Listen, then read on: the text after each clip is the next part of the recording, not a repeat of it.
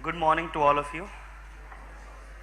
So today we'll have a discussion on paper 2. Specifically, I'll talk about polity section and IR section. How to write answer in polity and IR. It's a general trend when we start our preparation, we start with the polity, and most of the student purchase the first book, and that is Lakshmikant, I guess, the polity one from day one.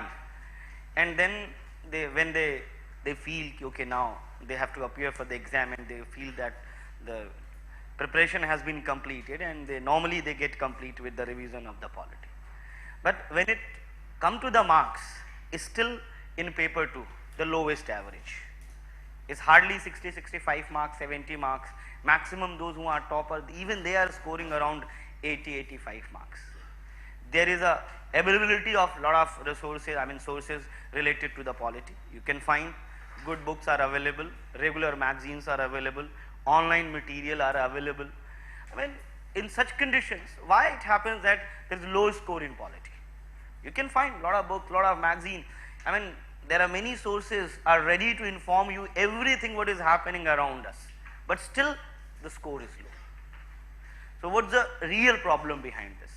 Look, in my last experiences, I identified it earlier also, and again I am saying it's not about the knowledge for polity. The people who are studying from last 1 year or from 6-7 months and going to study for next 7-8 months, they study a lot about polity. They are aware of every issues happening around us, but still the score is low. It's not about knowledge, it's not about content, it's all about writing, what they write, what should be the content of what we say good answer. I am not saying it's a perfect answer, I am saying good answer, and the meaning of good answer is mark fetching answer. It's not all about okay, you read, you find it, oh, it's a very stimulating and intellectual one, and although UPSC is not recognizing it, then the marks is at the end of the day is less. It has no meaning at all. Normally what happen, you go through lot of magazines, newspapers, specifically I guess most of the students study this Indian Express and Hindu. Lot of intellectuals keep on writing about this, and we just copy those ideas and paste it in our answer. Look, definitely those answers are very good. In terms of its quality, I am not raising fingers. But the point is that whether UPSC is accepting those answers or not, basically. Most of the time scholars who are writing, they are very good scholars, they are academicians, are critics, they analyze the government, examine the government policy very well. But the point is that what is the requirement of the UPSC answer? It's not all about a good answer, I am talking about a mark fetching answer. And I am not denying that the Frontline or any other magazines writes in any way wrong. They write it very well, they criticize, they examine, they evaluate the government policy, programs and issue from the different perspective dimensions. But again the point comes, whether UPSC accepts such things or not. That is the most important thing you all need to understand. And I believe for this exam, what to study, what not to study is more than what to study basically. Because when you move to the streets of Rajendra Nagar, you can find a lot of bookshops, and every bookshop is piling up with the material. And if you see after 1 year in your room, you can find that at least 100 kilograms of polity notes you can find. But do we need all these things? Personally, I believe no, it's not required. You need to be very precise. You need to write that could directly connect with the answer. That is what required. Again I am saying, it's not about good answer in terms of intellectually stimulating or the logical and rational answer. I am not talking about. I am talking about marks fetching answer. I am talking about marks fetching answer. In Hindu you can find many scholars belong to good reputed university like JNU. Okay, even I belong to JNU. But the point is that I know the way they write, their understanding about the system is entirely different, and the exam perspective is entirely different. Again, it's not about knowledge, it's all about skill. If you remember, there could be any other way to appointment, to appoint IS officers. But if they adopted this methodology, they are not checking your knowledge. They are checking your skills to arrange, organize and precisely reflect your knowledge, what they are asking. Otherwise, I mean, only the toppers, all those who are gold medalists are very much intellectual kind of thing is there. They should be in the UPSC. It is not required. Again, I am saying, to crack this exam, you need to be very much skillful. Manage your preparation. You need to manage your answer, organize your answer and hit it in the right direction. That is what all about we organize this answer writing sessions. I will start with the polity section. Normally, our understanding about the polity is again limited. We believe polity, it means Indian constitution most of the time. And D.D. Basu or Lakshmikant has become our Bible from day one to day end. It's an Indian constitution, it's not polity. Polity has a proper structure. It required a lot of, you can say, other subparts. I am just making a small picture over here. When I say polity, it simply means that they are talking about Indian constitution. They are talking about the interpretations of the Indian constitutions done by Supreme Court. Interpretation of the Indian constitution done by Supreme Court.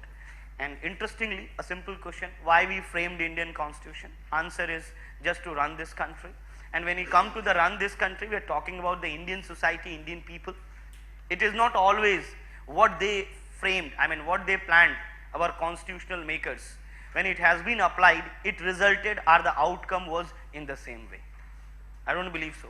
I mean, they planned it, okay, one person, one vote is to attack on the inequality and discrimination hierarchical societies. So everybody should be considered as a equal one. But after the independence, it's resulted in a very different way. It was, I would say that one person, one vote has given rise to the caste politics in India. I would say what we technically say politicization of caste. Caste was a social factor. It became political factor only in post-independent India. In pre-independence India, you cannot find that the political party mobilize people around the caste or form many caste biases. But it happened and they never planned it in their way. Okay, I am give another example. When 73rd and 74th constitutional amendment was there, the entire planning was to ensure the participation of the women from the grassroots level. So flat 33% reservation has been given. And what was the trend? Instead of women candidates, their senior family members or husbands started participating. It was not at all the motive of framers of 73rd and 74th amendment. What I am trying to say, whatever our constitutional part is there, whenever it gets applied, it has a trend. It has a trend. I would say whenever it gets applied over the Indian society, it make a specific trend. It make a specific trend. And this trend is because of the certain feature of Indian society. For example, if I say 73rd and 74th constitutional amendment, it is because of the patriarchal nature of the Indian society. This thing happened. And now the trend was there. Now, if this such kind of trend is there, so there is a consistent effort from the government side. This should move in the right direction, or whatever the laws, whatever the constitution is there, it should fulfill its, you can say, goal. It should meet its goal. So what they do, in order to change the trend, or you can say make it in the right direction, they keep on initiating many policy and programs. Many policy and programs. And if it required, sometimes they go for what we say constitutional amendment.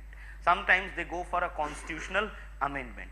And this is how the interpretation, again, the interpretation, when you can find it has been applied, it establishes a particular trend, then the government and policy and programs are there, which actually make changes in the trend in such a way that it should go as per decided in our constitution or in the preamble, whatever the goals has been written over there. And this continues When we say polity, we are talking about a system where the policy and programs of the government is there that should be more or less well tuned with the Indian constitution, or to apply the Indian constitution, go along with the judgment of the Supreme Courts, and without any doubt, in order to identify the problems which is the features which is becoming a major obstacle in many government policy and programs are in the Indian constitution. Lot of committees and commissions has been established. What was the purpose of these commissions? Constitution was already there. When it has been applied, they found a very different trend. So what they did, they established a constitution commission to recommend whether there could be change in the constitution, or we should initiate some program to ensure the changes. So why these commissions has been established? Why these committees has been established? The purpose is that because the constitution, the defined goals are not meeting to its end, and that is why they establish different committees and different commissions, and they keep on recommending, okay, it should be converted in law, it should be converted in policy and programs, and sometimes they talk about awareness to the Indian society. Whenever you say polity, I am talking about the whole structure. Any of question which has been asked by UPSC, if you try to answer in form of only Indian constitution, then definitely you are just touching one part of your answer.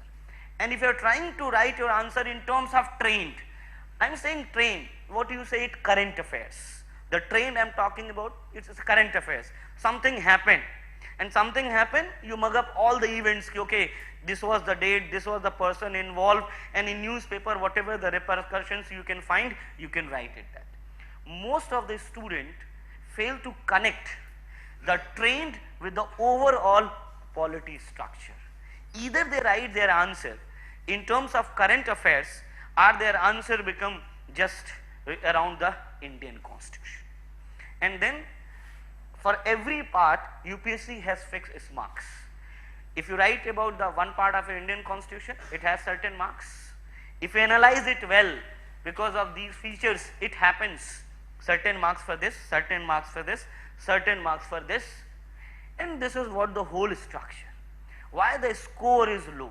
Most of the time you know about the policy and programs, sometimes trained, but how it should be connected to each other, that's the most important aspect. And in most of the answer it is missing. Again, it's not about knowledge. You know this also, you know this also, and for the trains also. For something I would like to say about trains. Trains is a major issue for us. Why it is a major issue? The reason being is that we are aware of everything what is happening around us. We are well connected to those affairs also. So technically we come up with our own ideas, and we go along with some very good analysis, very intellectual analysis by ourselves. But the point is that UPSC doesn't know much about your ideas actually. They mainly know about what the commissions has recommended, what the standard and popular ideas are there. I am not denying that students are not innovative or they should not be innovative. Definitely they should be innovative. But for this exam, I have objection about this. Because if, lack of the people who are going to be very much innovative are in mains 12 or 15,000, it's very difficult for the examiner to understand those innovations basically. So try to write the first rule, formal answer. I repeat my word. In polity, you need to write formal answer. And again I would say, formal answer comes when you control yourself. While writing your answer, again I would say everybody is grown up in this society, they know a lot about the politics, they know a lot about the caste system, they know a lot about what is happening around it, and sometimes they have a very secret information also. But again I would say UPSC is not aware of those informations. Don't write anything, control yourself. Whatever you know, that is outcome of your own brain analysis. I mean, again I am not denying about the quality of that argument. I am talking about acceptability of that argument, whether the UPSC accept it or not. And most of the time, no. I mean, if UPSC say, in your opinion, that doesn't mean in your opinion. That doesn't mean, that simply mean popular opinion. That simply means the opinion which has been discussed. They are not talking about your opinion. I mean, again, with due respect to all of you, you all have right to form opinion, but the point is that UPSC is not going to give marks on your opinion basically. When you say recommendation, what could be the solution? And definitely the creativity comes, and you can write a lot of solutions, you can write a lot of suggestions. Again, there are already committee and commissions which discussed every and each thing happening around us. They recommended a lot. Maybe your suggestion could be very much unique, but UPSC is not aware of that. So technically they will follow what the committee, what the commission has recommended. So the most important factor again I am talking about, when you write your answer, don't write anything what you analyzed. Write anything which is popularly analyzed. If you can mention the name of a particular committee or commission, that will be the best one. Here is the crucial thing, again I am saying, here is the crucial thing, the trains. You need to be very much cautious when you are writing about the trains, when you are writing about the current affairs. You need to control yourself and you need to write just what is happening. If I mention it like in a formal answer, or you can say in a neutral answer, I can use another word for this one, objective answer. Objective answer. Objective answer. Again, when you come along with your idea, it won't be objective. Objective answer. This is what required in Polity 2. In Polity 2, you need to focus on these areas. Okay, if I say, if your answer is having Indian Constitution, Indian Constitution, it means that anything happening around us, it could be easily connected to the Indian Constitution. Lot of things are there. Movie has been released, for example, issue of ban is there, or issue of cut, Udita Punjab was that issue at that time. So technically it is related to Article 19(1)(a), where the freedom of speech and expression is there. Interestingly, in Cinematography Act of 1952, in section 5B, they specifically mention the limitation of over the movies could be the limitation which has been mentioned in Article 19(2). This 19(2) is a limitation over 19(1)(b). Now point is, try to connect every current affairs with any part of the Indian Constitution. I bet you can easily connect, and everything is connected. Any issue you can raise. Look, if the question is specific about policy and programs, still you can connect for what purpose this policy and program is there. If you are talking about the trend, you can easily connect with the basics from anything. I mean, if you take the issue related to the laws, for example, like paralegal volunteer scheme has been announced, or so you can find out paralegal volunteer scheme or legal clinic aids. It is all started basically to reduce the gap or bridge the gap between the people and the judiciary basically. All the program and policy in India, it has a certain target, and this target is not beyond the Constitution. It is somewhere fulfilling or meeting the ends or the goals which has been mentioned in the Constitution. It's not the arbitrary government had decided, okay, we'll launch this policy. It has a specific purpose. Try to identify. I would say, when you study about a policy and a program, if you can do this little bit effort, if it has been launched by which ministry, normally they release a, you can say, statement also. For what purpose this program and policy? Hardly 2 lines. You can understand what it is going to do basically. In broader context, what is the purpose of this program and policies are there. So the first step of writing a polity answer, it must be connected. It must be connected with the Indian Constitution. Connect it any part, connect it with any part, and you can find that everything happening around us, you can easily find place in the Indian Constitution. For example, this time, I mean, that is easy to connect, like what happened in Uttaranchal or what happened in Arunachal Pradesh related to the presidential rule, that is directly related to the Article 356. and the other issues are there. Anything, again I am saying, anything happening around us, it is related. For example, last time there was a news from Rajasthan. A person had decided to go for what we say Santhara, Sanlekhna. So you can easily connect. Article 21, does right to life includes right to die? So when you write answer about this, you can easily connect to Article 21. The debate around euthanasia, Article 21, you can find. Everything is connected with any part of the Indian Constitution. So the first thing you need to learn basically, that whatever you study or what is happening around, if you prepare it for the mains exam, try to connect it with the Indian Constitution. Try to connect it with the Indian Constitution. This is what the first part of your answer. This is the first thing that should be part of your answer. Now the second important thing you can find, if any judgment has been given, if any judgment and interpretations has been given, and as again I said, like a presidential rule 356, in case of 356, two important judgments are there, SR Mumbai case and Bhuta Singh case is there. So if you are writing anything about 356 or what is happening in Uttaranchal or what is happened in Arunachal Pradesh, you need to quote basically SR Mumbai case and even the Bhuta Singh case. What was the outcome and what was their you can say judgments.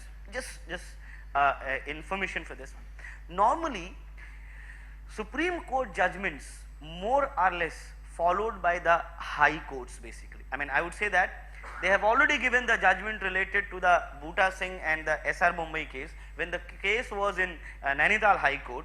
So it was not like they are going, they are saying something beyond what the guideline has been given by the Supreme Court. More or less they followed the same trend. So if you understand this is the guideline given by the Supreme Court, that will be the best one. Again I am saying, in all cases, most of the time Supreme Court come up with the certain guidelines. For example, the Sanlekhana case was there. When the a person has filed a petition, as our constitution deny that right to die is not part of right to life, although it is not decriminalized, and as per section 309 IPC, a person who has decided to die, it is a kind of suicide, so he should be punished.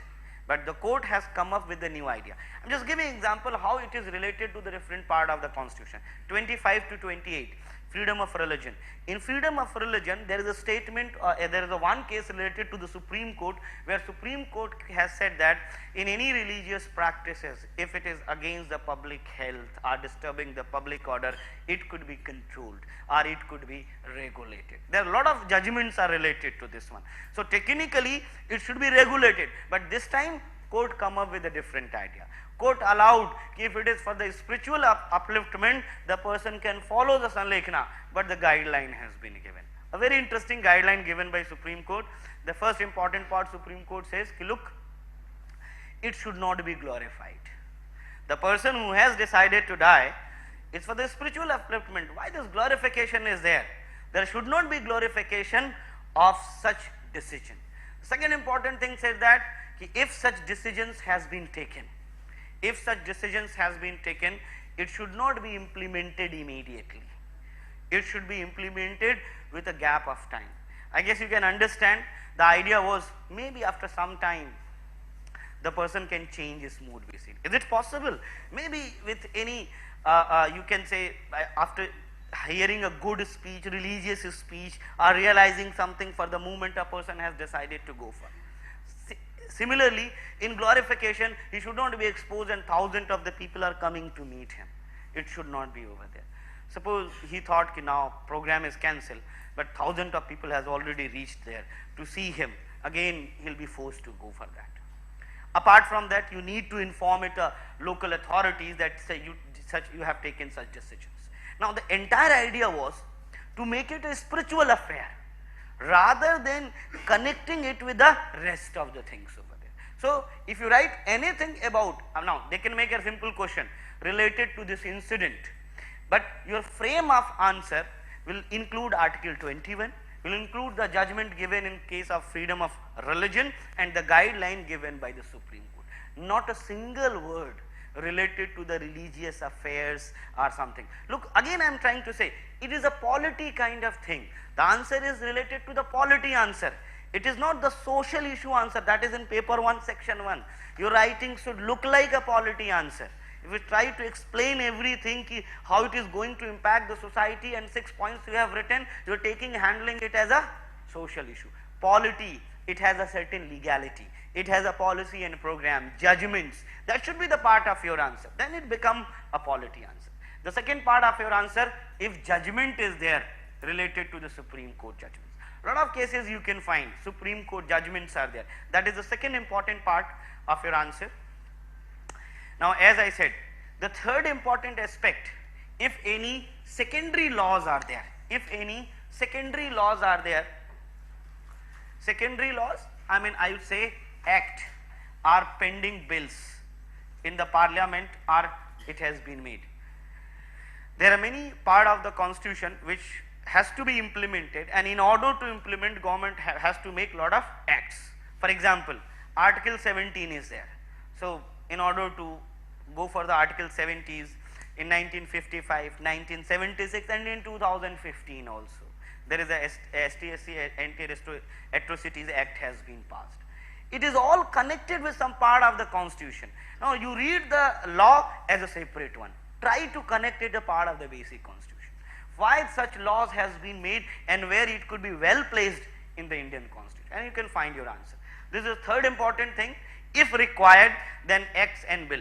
I am not saying that this everything should be in your answer, but these are the probable things that could be part of your answer. So acts and bill should be part of your answer. Third important factor, as I said, that policy and programs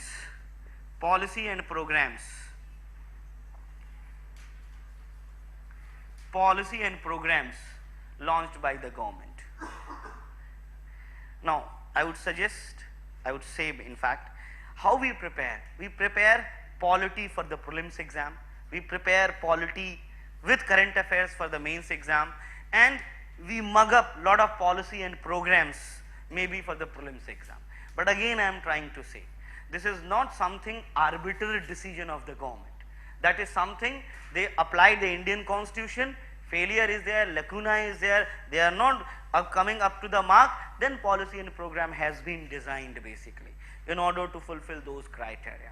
It is not something like they decided, okay, kal se ye pro policy. No, it's not like that.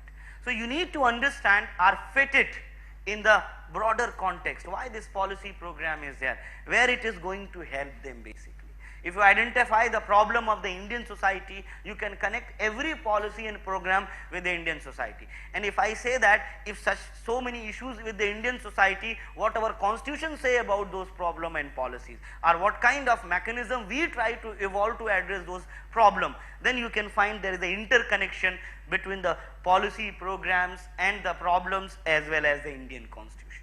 Again, we need to have an integrated approach. There is nothing like polity for pre and polity for mains.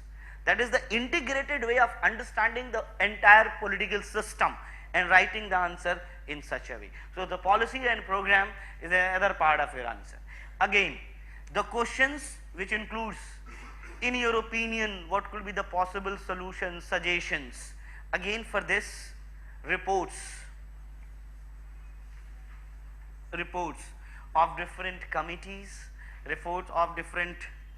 committees, commissions. You can find lot of reports are there, including ARC.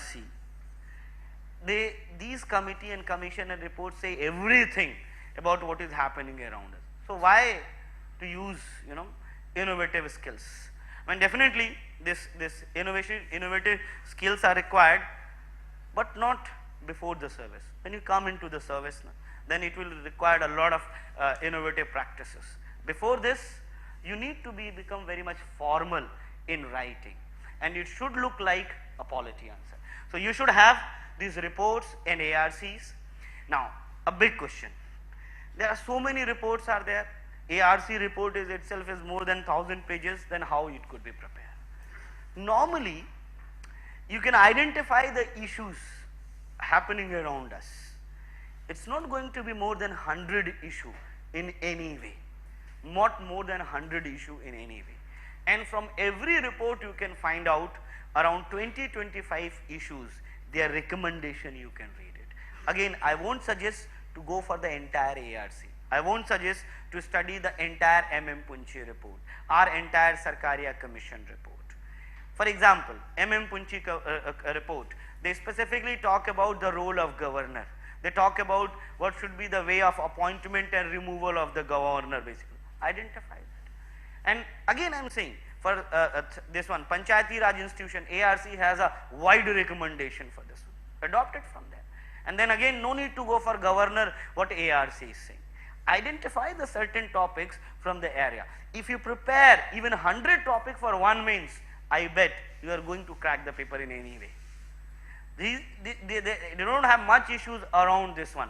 Otherwise, you can find the train. Question will be either from the basic part of the constitution related to the policy and programs. Sometimes they identify a problem and they ask question related to that policy.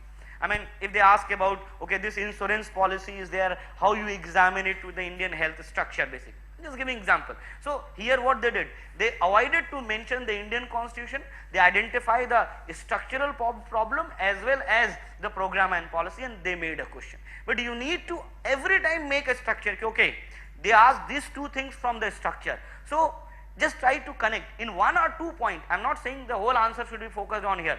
What they ask, your answer should be focused on that. But at least you should know that why this policy programs has been initiated, how it is related to the basics basically. And this is how I would say, here everything is objective. Here everything is objective. What you think, what any scholars think, what I think, it has a no meaning. I tell you, those who check, examine your copy for the general studies, in single general study copy, even in paper 2, you can find at least 3 things are there. Governance part, polity part and IR part. It is not possible for 3 teachers to check one copy, otherwise it is going to take 1 year to complete all the mains copies. Normally what happens, they have a model answers. And those who checks, sometimes they are aware of what is written there, and sometimes they are not aware of what is written over there. Just find out, okay, this is the model answer and this is what you have written. So from where they will make, I mean, the model answer more or less objective in nature. So they rely mainly on these reports, how they identify the problems, what recommendation they have made, and if possible any recommendation has been implemented. They rely on the different policy and programs of the government. Look, critical analysis. In a critical analysis, without any doubt, you can use certain stuff of material, I would say, either Hindu, Indian Express or whatever the material, but that is just a minor part. Critical analysis, 3-4 criticism is there.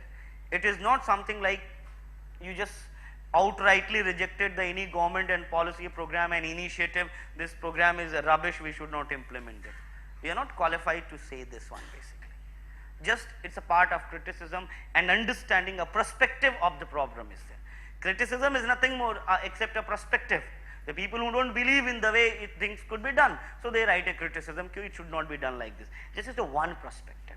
So point is that is going to be the last part, or you can say where little bit subjectivity could be there. Sometimes even in the reports they identify the criticism also. You can pick the criticism for there.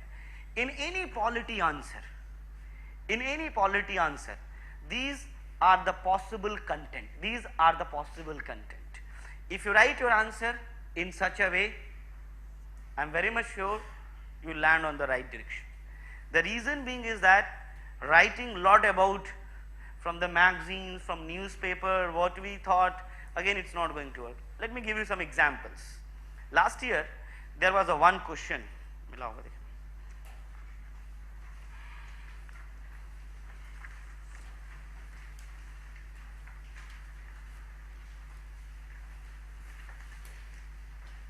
Okay, question number 7.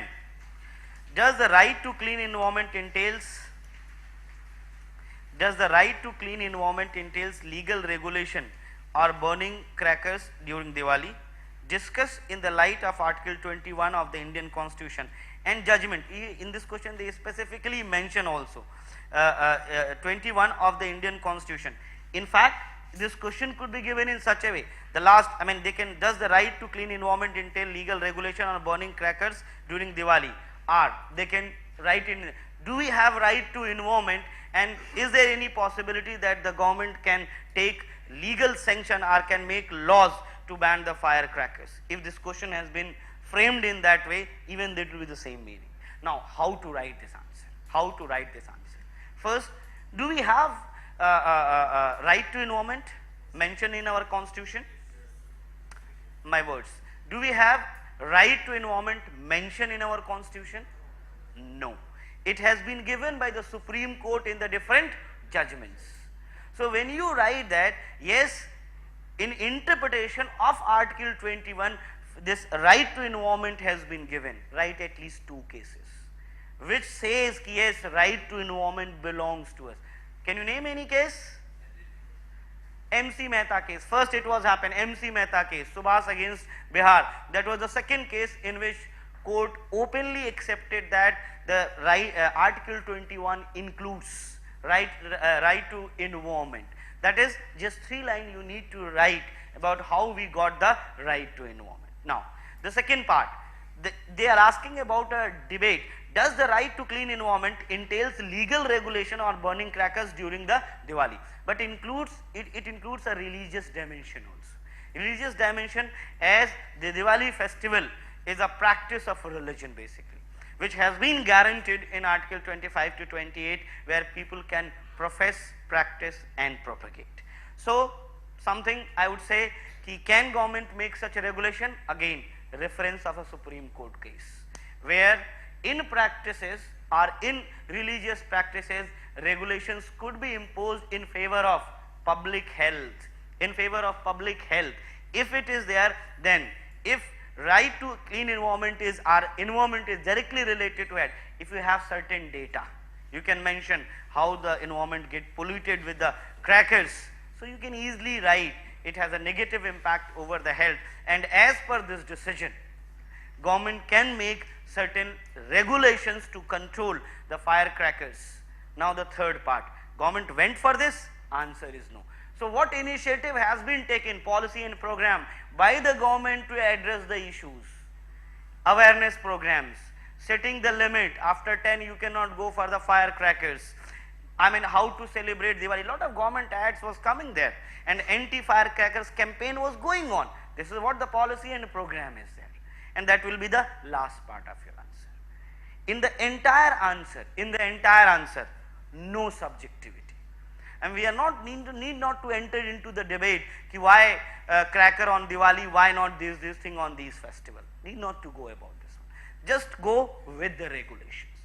Precisely what they are asking, you need to go for this one. Again I am saying, any current affairs question should be framed in this way, where you can put the correct decisions of the Supreme Court, connect it with the basics of the Indian Constitution, talk about the policy and programs, and even if in your own opinion, then the recommendations are required. That is the frame of answer. Look, I believe it cannot be easily evolved, but this is the way. If you read or if you study in this pattern, there is a high possibility that, and even if you can attempt to write few points of that, again I am saying, if you mention the judgment and even the policy and programs, then even easy to score around 90-95. Even then it's easy to score. So try to prepare in this direction. I would give more suggestions. I mean, because nature of the question is that sometimes students ask this question, okay, sir, how to write this introduction part? Now make a difference. Introduction is not always required in any question, in all questions. Introduction is not required in all questions. You need to be very much focused on the technical aspect of the question. Technical aspect, I am talking about the legal aspect. Okay, I will say in another way, in very simple language. If a question is having more than one part, part 1, part 2, you can find a lot of questions are having 3-4 parts. Any question which is having more than 2 parts, no need of introduction. Directly address the answer, directly address the question, directly write the answer basically. No need to go for introduction part. Now the second important part, if a question seems to be very much subjective in nature, suppose it seems to be, it looks like it's subjective in nature. Here you can start with the introduction part, and it should be more or less having just one part. I mean, I would say it has just one question. Here you can talk about just one part and you can go with the introduction. If any question having multiple parts, no need to go for introduction, just directly write the answer. Third important thing, there is always discussion, write in paragraph or write in point. I say to write in a point you should need to be very much precise. I mean, in paragraph you can use your language skills also, and in one paragraph only two information is there, but the way it seems it could look, but again you are not going to get the mark for the entire paragraph. So the point is that if you can write in the point wise, that's the best way to write answer. I would say you can fuse both of the model. Wherever it is required, you go along with the paragraph 3-4 lines, and then again if you know the things very precise, and then point wise A, B, C. There is nothing wrong mixing both of the style, paragraph plus point. If anything, you are giving introduction, and after the introduction you need to write a specific points.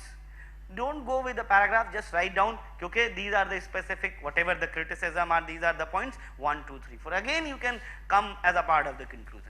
Again, in conclusion, conclusion is not required in every answer. Definitely, as I said, where the introduction is required, conclusion is required, if it has some more subjectivity, it seems to be. In objective questions, there is no need to give any judgments. I mean, need not to be judgmental. In your opinion, we should follow this or that. Simple. If you follow this, these are the problems, these are the profit. If you follow this, these are the problems, these are the profit. Now you decide whatever you want to do. I am not going to be a judge whether this policy should be implemented or that policy should be implemented. If a question asks, government policy and program is not enough, certain problems still remain to be addressed. So government should take initiative to address there. Need not to write that the initiative which has been taken, it is rubbish or it is not required. Just say that how it could be more effective and implemented. That should be the way of writing. Little bit diplomacy is also required by write or answer. Just try to be, just don't try to be judgmental writing your answers. Just try to follow the different opinions which is aired around us. Again, stick with the government program, I mean government documents, that is give you the counter argument and argument both. Now, apart from this introduction part, the other issue is mainly related to the statement type of questions. First 3 line is a statement, and then the question start. What to do with the statement? Sometimes what is the question is there and you started writing the answer. Again I said that if first 2 lines are questions, first 2 lines are statements, so whether you buy the statement or you reject the statement, agree or disagree. But again, it's not about just writing you agree with the statement or you disagree with the statement. If you agree the statement, you should have facts and figure to be agreed with this. If you disagree with the statement, again you should have fact and figure to disagree with the statement. And then what they ask, answer that. Again I am saying statements are not useless. If a question start with a question with a statement that covers 2 lines, I mean there are some purpose of mentioning the statement. They write some statement and in the context of that, statement they made a question. So first you need to verify the context, whether the context is correct or not. And again you can take any side, you can defy the statement or you can agree, but you should have fact and figures to address those you can say context, and then write your answers. So a statement, it's not useless, you need to have certain figure and facts about this one. The last important thing in writing any polity answer, that is the language of a polity answer. Normally I would suggest in UPSC it's a general studies, so people believe okay it should be in a general way. Definitely it should be in general way, but there is a paper 1, paper 2 and paper 3. In every paper they have a specific subjects. So language of that subject is very much important. So your answer could be easily differentiated, okay, this answer belongs to polity section, this answer belongs to IR section, this belongs to the social issue, this belongs to the geography. For this you need to adopt a particular way of writing. I would say the legal terminologies are polity terminology. Now the big question, from where we need to learn this? Simple. In these reports and languages, I mean look at the language of the reports. If you find any political topic or any polity topic, the way they recommend and the terminologies they use, that is enough to write your answer. Need not to purchase a dictionary for this one. I mean enough, whatever the language these reports use. Again, don't be so technical writing your answer. Just few technical words in a single answer, just giving an idea. Average 10 to 12 keywords or technical words are enough in 200 words. That will clearly express what you want to. I mean this answer is the polity answer or this answer is a social issue answer. There is a high chance of mixing such answer, whether it is a polity answer or it is a you can say a social issue answer. So language is another important part. Language is another important part. You should go along with this one. Now few things, study polity and connect it, I mean the different Supreme Court judgment. Again, how it is well connected, I am just giving an idea. There is another question which has been asked in 2014, question number 1. Starting 2014, question number 1. Starting from inventing the basic structure doctrine, the judiciary has played a highly proactive role in ensuring that India develops into thriving democracy. In the light of the statement, evaluate the role played by judicial activism in achieving the ideals of democracy. Now in this question, they specifically mention basic structure, they specifically mention proactive role for the democracy, and in the light of the above statement, evaluate the role played by judicial activism in achieving the ideals of democracy. So in this question you should also know the ideals of democracy, or you should also know basically the meaning of the judicial activism. Okay, I would say in another way. You have a topic in your syllabus, separation of power.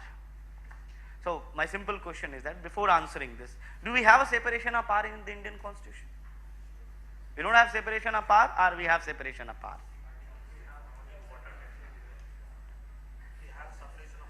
We have a separation of power, but it is not a watertight. That's true. So can you give any example or any fact or anything to prove what you said? The argument is there. Okay, you can come up along with the two important facts. First, you can say that president, suppose, is a part of the executive, but he can make ordinances. So not strict differences is there. But at the same time, what about Article 50? What it says? Article 50 of the Indian Constitution. है Article 50 में कुछ separation से related? Now, why it has been mentioned in DPSP? Why it has been mentioned in DPSP? Okay. Now, just want to convey this. Normally, debates, what happen in our constitution, that is very much important. In those debates, they have specifically mentioned what is the purpose. Again, I am not saying to go to the entire constitutional debate. 4 or 5 important debates. Debate around fundamental right in DPSP. Debate around federalism, adopting federal system. Debate around having the post of governor and president rule 356. 5-6 debates, you will get a lot of answer. Again I am saying, you are going to get a lot of answer here. Now in general way, I am just conveying this. Again, the purpose of mentioning the DPSP, is very simple. These are the future rights of the people because of lack of resources, administrative structures, and the issue of implementation, it could not be given along with the fundamental rights. But the target is always these DPSP rights are the guidelines which has been made. It should be the major guiding principle. And you can find gradually we keep on implementing many of the DPSP, converting into a laws. One example, the right to education. It was mentioned earlier in DPSP. What if we would have been implemented in 1950? Then it was only on the papers, because to implement right to education, you should have a vast networks of the school and lakhs of the teacher. In 1950s, we are lacking of that. Just providing the right is not enough. So issue of resource, administration and skill was there. When they found it up to the level, they implemented. Any of like free legal aid, that is also mentioned. First implemented in 1982, later on in 2010 with the help of the NALSA, they implemented it. What I am trying to say, the purpose of the DPSP is mentioned in our constitutional debate. So if Article 50 is there, so it simply means that they want that India should be governed, or in India separation of power should be there. But in 1950s, as these institutions, these words are Ambedkar words, right? These institutions are newly established institutions and yet to be well tested, and we need coordination and cooperation of these three organs: judiciary, executive and legislature. So we cannot be very much hard and fast in terms of separation of power. But Article 50 says expectation is there, we should go along with the separation of power. Separation in executive and legislature is not possible. Just one, I need answer in one line. Because of parliamentary system in India, that strict division is not possible. That is possible only in presidential system. Look at the America, Obamacare policy was blocked. In India it is not possible. With our Prime Minister propose anything, it will be blocked in the Lok Sabha. Not possible, because only the majority people become the Prime Minister. It was possible in America because of the presidential system. So anywhere, that is why in Article 50 no word executive and legislature division. They specifically mention with the judiciary. They specifically mention with the judiciary. I am just giving the idea. Whenever you study all those things, try to understand why not, why it has been given, and why, and all the answer lies in our parliamentary debates. In all our answer lies in parliamentary debate. In this question, they specifically connected the judiciary, judicial activism with the democracy, and मैं इसको यहाँ से इसलिए बता रहा हूँ, it will cover a broader section, so you can make an understanding. Like when it comes to the separation of power, in first phase of separation of power, it was dominated by executive over legislature and judiciary from 1950 to 1980s, you can say. During this period, there was a domination of executive over judiciary, isn't it? Can you give the facts about this? This argument is there. Look, that is the writing style. If you go for argument, give the facts. How you can say it was there. Policy of Indira Gandhi, she punished. I mean, don't write that Indira Gandhi punished that, but it is in the same. It is in this way. Okay, like many junior judges has been promoted. So some senior judges also you can say resigned.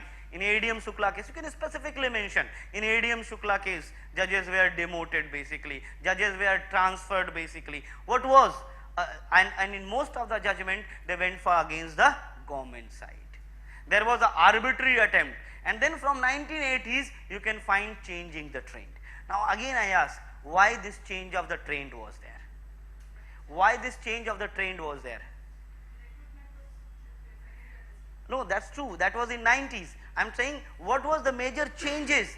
Look, the major changes was changing political system in India. In first phase, it was a one dominant party system. In the second phase, you can find we are entering into the collusion era. In other words, the executive legislature itself become very weak. And lot of horse trading. 1985 52nd constitutional amendment, famous law, anti-defection law. Why it has been brought in 1985? Now, what I am trying to say, after 80s, things started changing.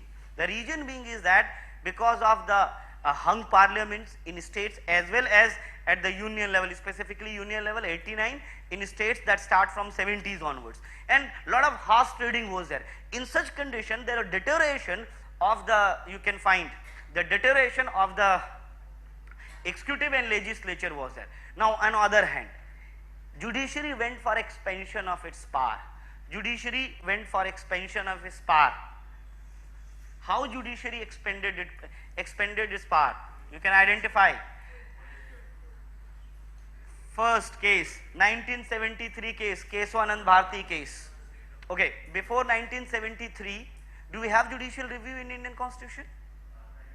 I ask, do we have judicial review in Indian Constitution? It is mentioned in any part of the Indian Constitution? It was indirectly mentioned in 13(2) and 32. But the basis has been given when something against the fundamental right, 13(2) says and 32. So technically, if any law is violating fundamental right, then only the court can review. Is there any other way? Procedure established by, you can say there is a due process of law and procedure established by law. So technically, if there is a problem in procedure law making in procedure established by law, and the other issue is if it is against the fundamental rights, then only review was possible. Look what Supreme Court did. Supreme Court, by this judgment, they said that they can review any law if it is violating basic structure. It means that they extended their power of review beyond the fundamental rights and procedure established by law. Look at the 1978 case, Menka Gandhi case. Again they said ki okay, if law is not violating fundamental right, if any law is not violating basic structure, but still it could be reviewed for being arbitrary, unfair and unjust. Judgment of the Menka Gandhi case. You can say they fuse the due process of law with the procedure established by law. So with these two judgments, you can see how the judiciary has expanded its power. And the third, 1980 Minerva Mill case. What they said that judicial review is a part of basic structure. Look, judicial review was not mentioned properly in the Indian Constitution, and judiciary identified that it has been not only mentioned, it is a part of the basic structure. They made it a part of the basic structure. Now, second judge's case, they transfer the power of appointment from the executive to the judiciary.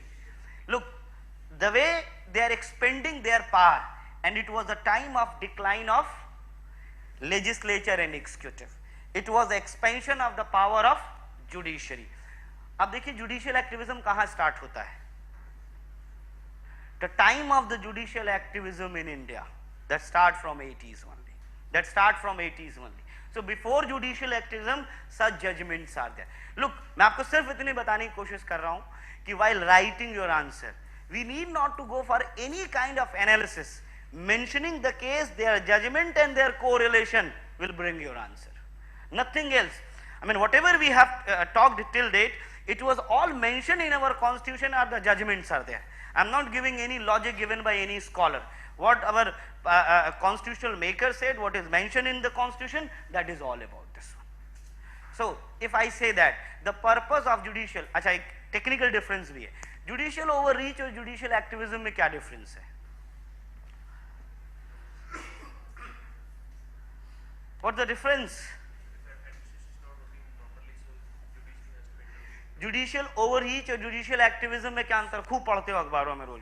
You always find it in the newspaper, these two terms. What is the difference between judicial activism and judicial overreach? So, please, judicial activism and judicial overreach.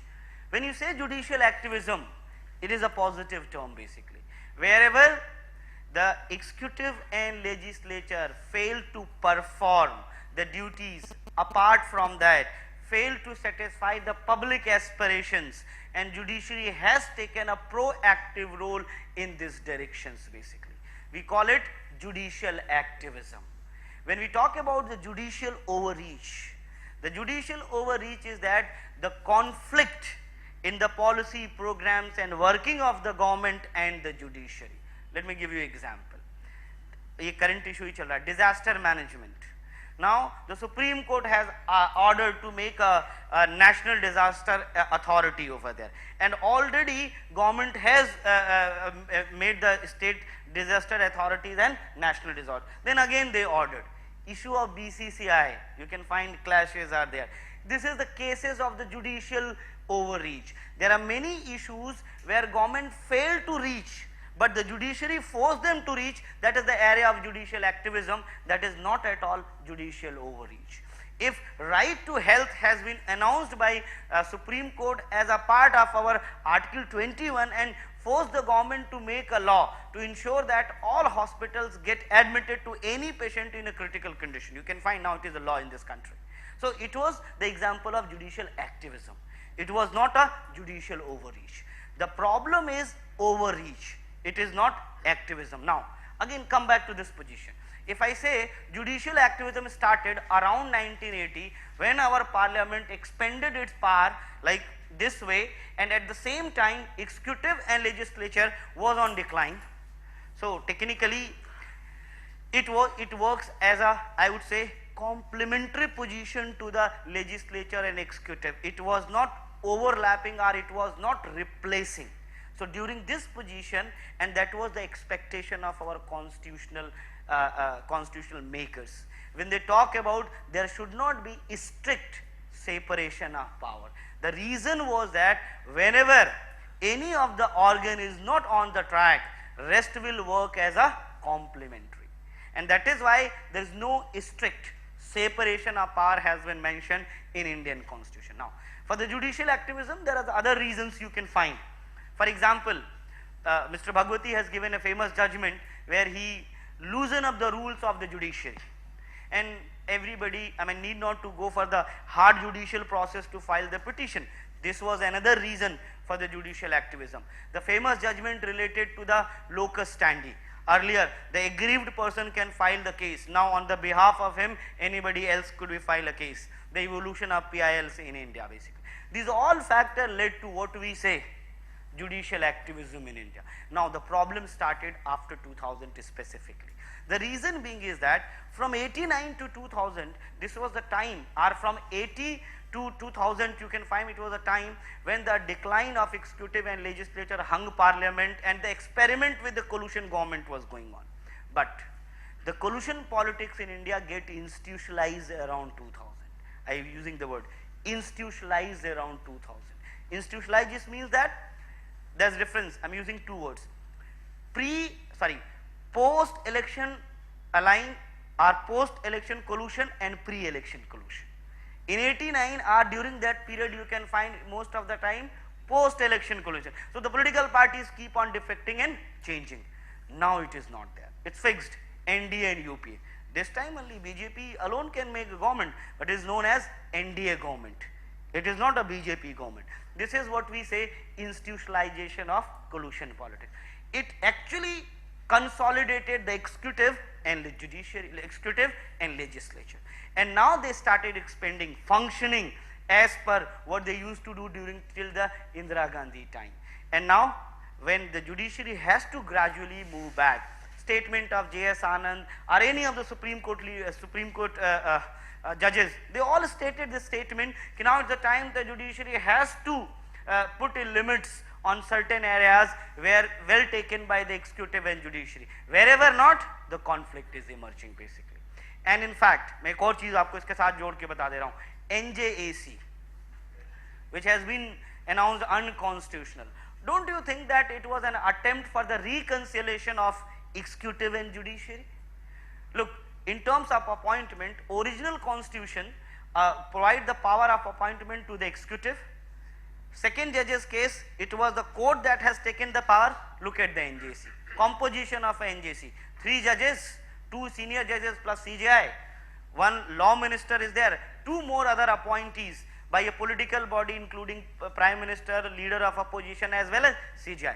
Okay, let's take it, the 3 judges and the 3 political people are there. Don't you think that it is a common platform, first and third, I mean second judges and the original constitution, and look at the NJC. They fused both of them, and interestingly the power which has been given to the NJC, it was not only the power of appointment, Even it was the power of transfer also. These are the major contention between the executive and the judiciary, because judiciary feel that with the power of transfer they punish, and there is no rationale about this one. So the NJC was an attempt. When the government passed the rule, they provided a statement.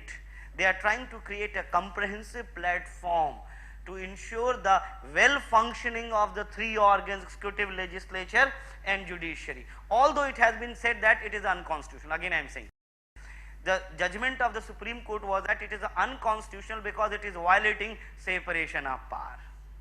Is it violating a separation of power? Okay, we cannot judge the Supreme Court judgment. I am just giving the connectivity. So in all these arguments, whatever we have discussed, it's purely based on the fact, figure and the judgment. Again, I would suggest to go along with the same kind of writing, and that is going to help you a correct answer. And whenever you study a judgment, whenever you find a trend, try to correlate things. Again, try to understand the things in a comprehensive manner. Comprehensive manner. Nothing is separated to each other.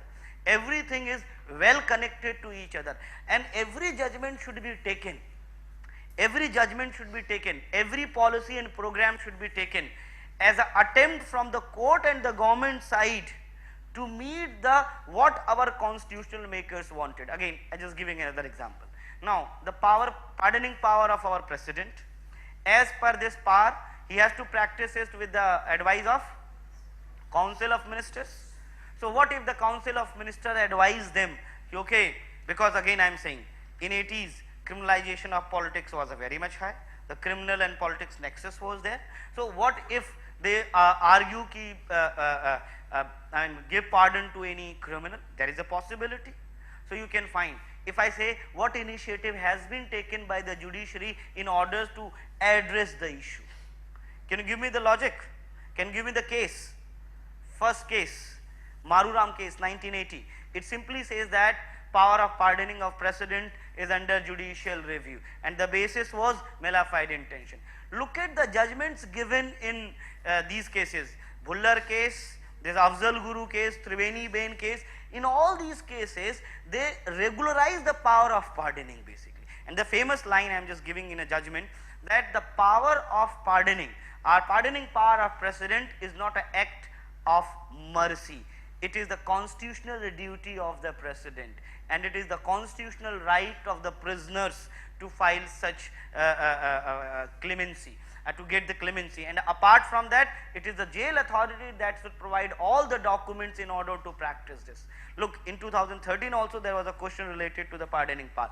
What I am trying to convey here, whatever is happening, the judgment is coming, so there is a purpose, this judgment is there. When they found that there is a misuse, so the judgment was there to stop it. If it is not going to the right people, so there is a judgment to ensure this. Okay, one more judgment was in the pardoning case only, that inordinate delay or the undue delay could become the base of commutation, with the base of the commutation. Now why this judgment has come? You can easily answer. There are many cases, or the many mercy petitions are pending from 10 to 12 years. So what was this? This was a problem with the pardoning power. So Supreme Court addressed this problem. Look, try to understand everything in a form of functioning a system. Then you will be easy to understand why this is happening. Otherwise, it will be just separate laws and facts without connectivity. Again, polity is a system, a political system of this country, where constitution is the basic law, government is the mechanism basically to implement those laws. We people, the society where such laws could be applied basically, it makes certain trends are there. So in order to make those changes correct, policy and program initiative has been taken, and where government failed to take any policy initiative and the problems become very much intense, then it gives the emergence of social movements in India, because the government is not working properly. It is all the system, it works in a direction. So my suggestion is simple one, try to study this polity section in a proper framework, you will be able to answer. Okay, questions from your side related to the polity.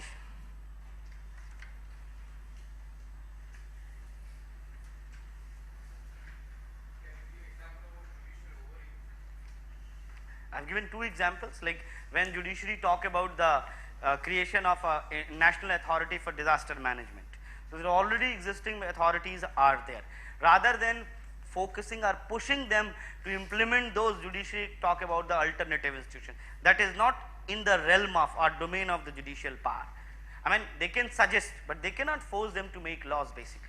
And similarly, when it comes to the BCCI case, I do believe that even in BCCI, lacunas was there, but you cannot force them. You make the government aware, make the public aware, let the government and public decide about that. I mean, otherwise you can find a logic. Why we accepted the procedure established by law? One of the important reason was that nothing could be absolute perfect policy and program. Procedure established by law, it simply means that a law is valid if it has been passed by a proper procedure. There is no other way to check the validity of a law. 2, 3, except it should not violate the fundamental right. That is the reason. So if I say that if the due procedure of law is there, then definitely it will ultimately depend on the judgment of the judges.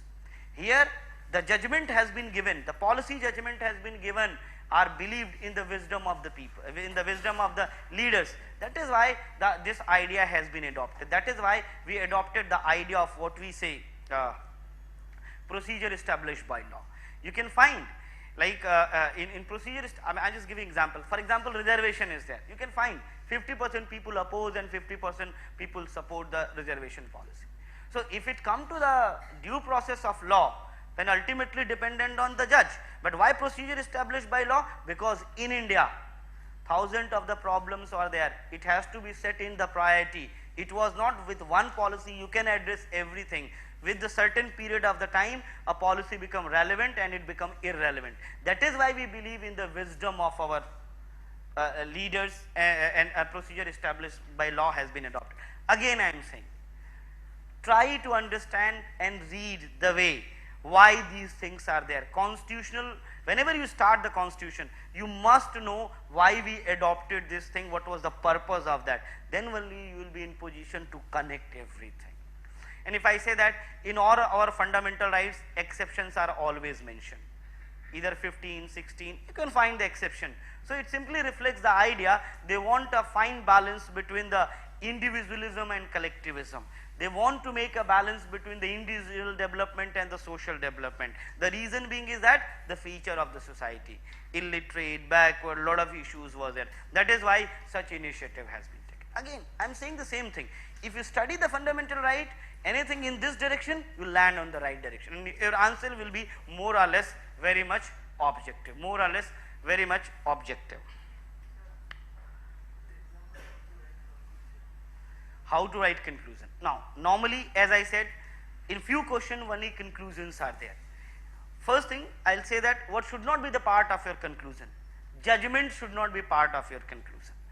In conclusion, you simply talk about the pro cons, you talk about their essence.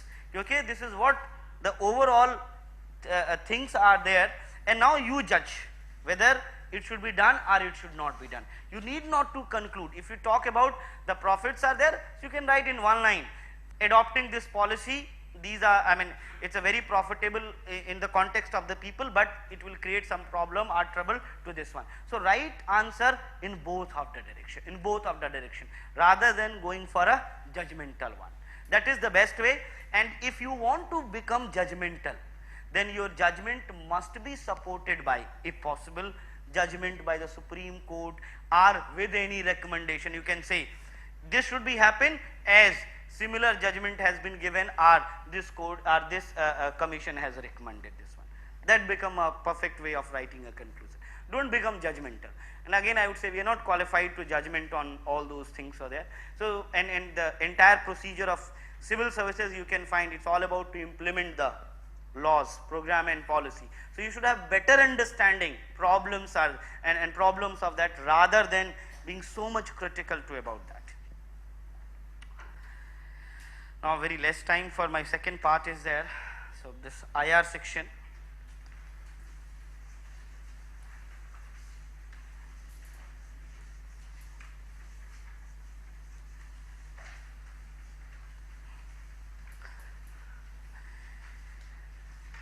just few points again. I would say that in case of IR, international relations,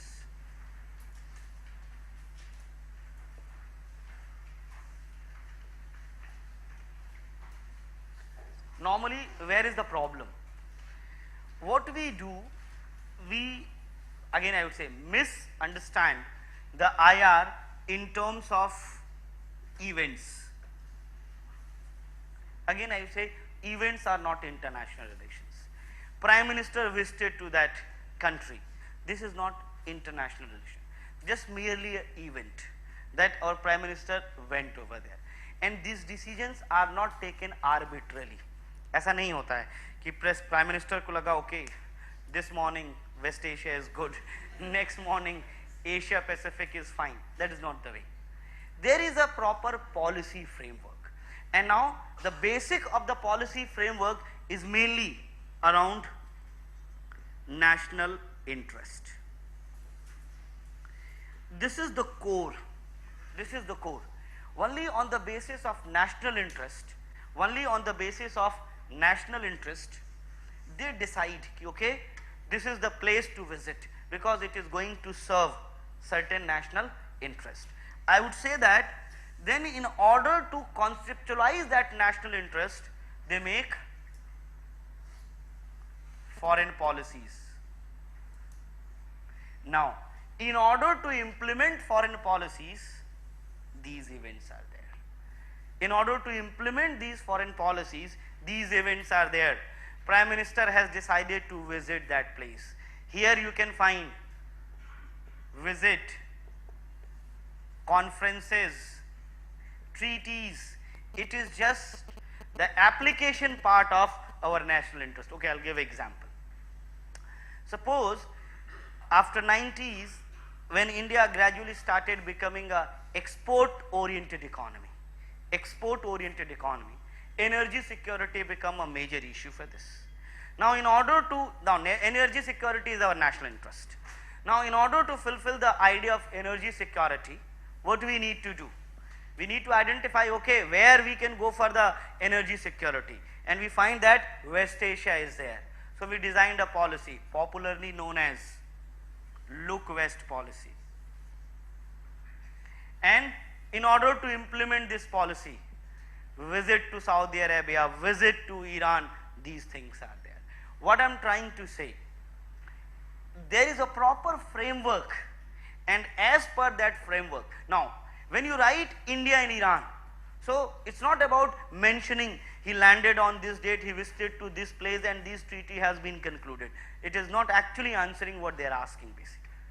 You need to identify the national interest. I would say that there is a terminology to define the national interest.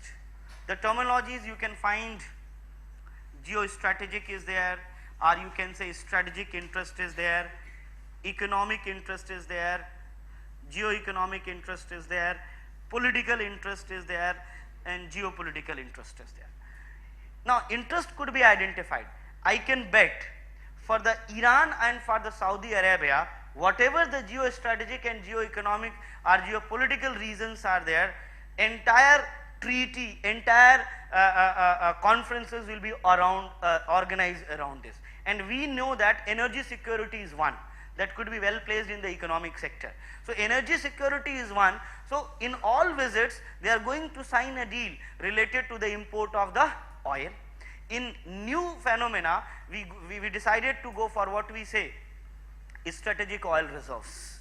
Now strategic oil reserve that could fulfilled in the Iran. In two visits, even in Saudi Arabia and Iranian visit, they use basically the same import of the oil. So second important, we are eyeing on the market of these countries because of the nature of their economy. They don't have what we say the manufacturing sector. They are very good markets. So we are eyeing on that one. So technically in economic sector, all the deals will be related to the export and import of the manufacturing goods and services and import of the oil.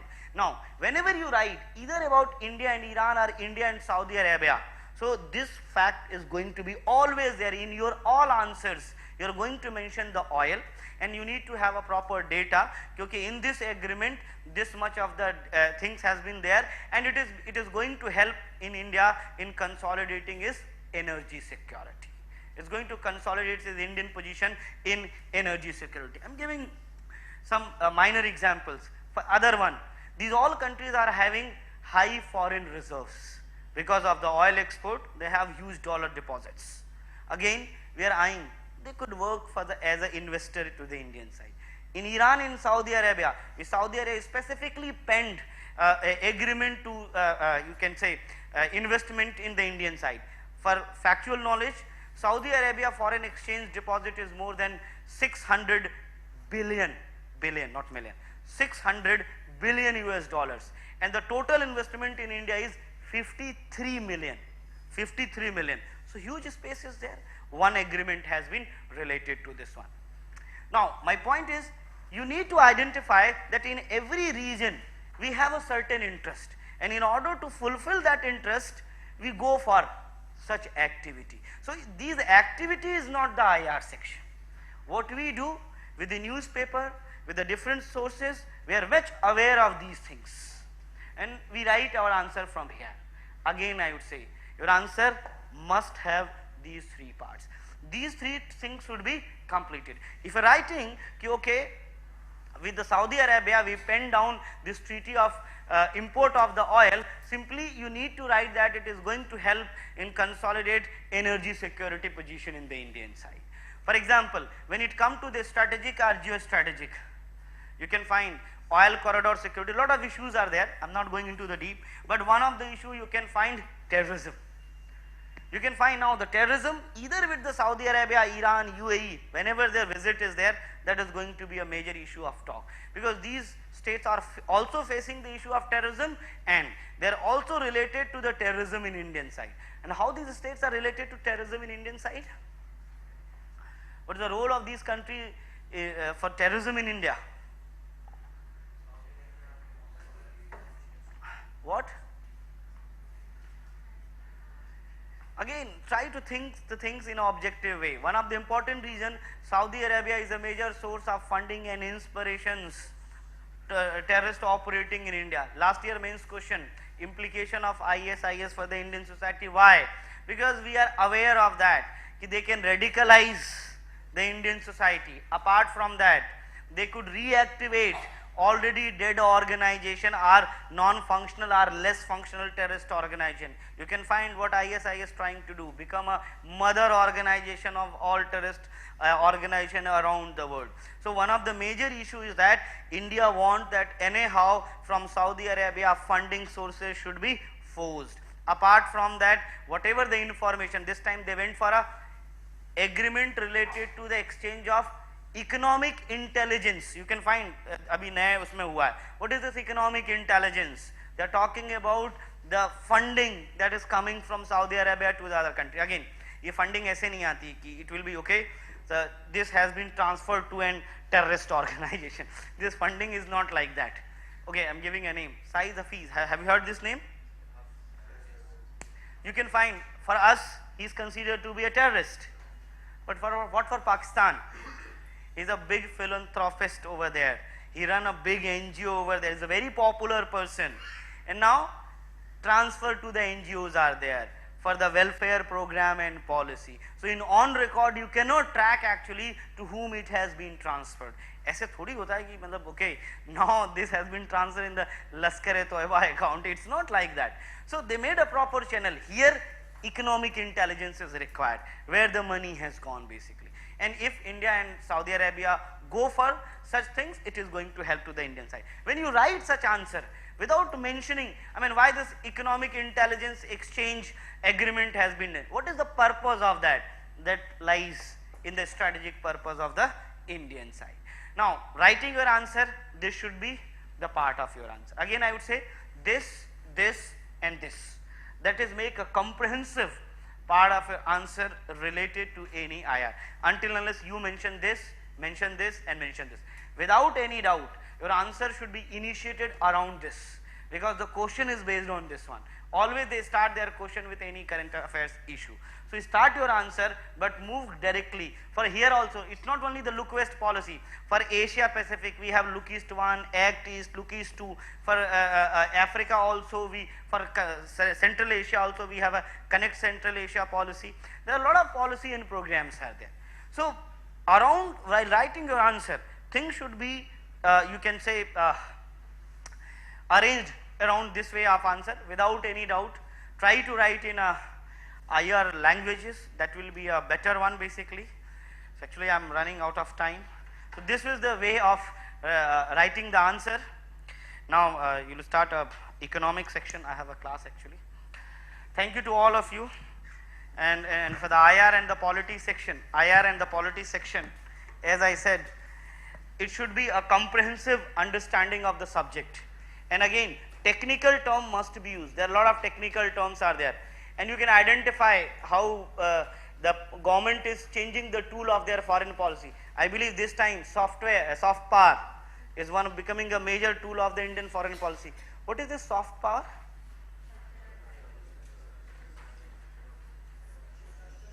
The purpose of the soft power? That's the best way, everybody will speak little, so I cannot understand what you are saying. Look, whenever we talk about the soft power, actually the soft power are those mechanisms through which we can shape the value system, we can change our images in the other country, even sometimes by changing their own lifestyle and habits over there. If I say the food chains is also part of soft power. Okay, if I say why there are so many chains in a food chains in India, Chinese food chains are there, American food chains are there. So you can answer, sir, it is because of the globalization. Then why not the Sierra Leone and Ethiopian food chain is there? If it is the globalization? No.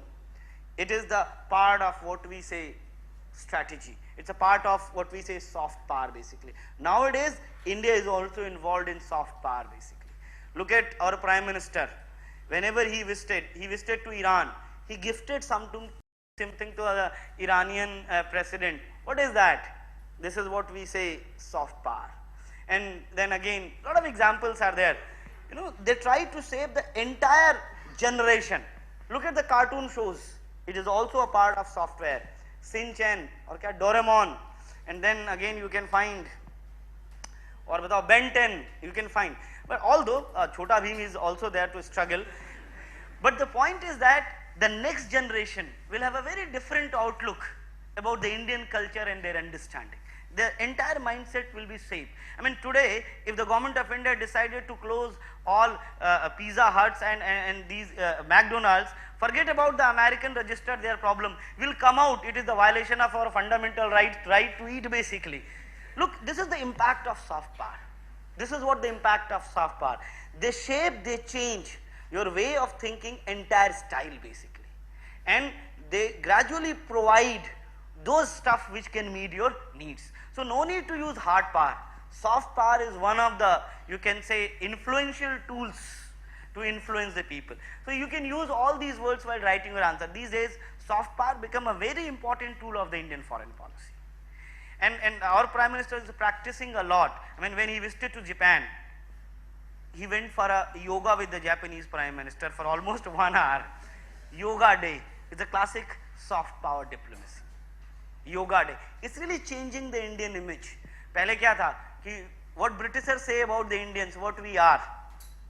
Land of snake and charmers. And now you can find, no, it's land of yoga. So how they are shaping the mindset of the people basically.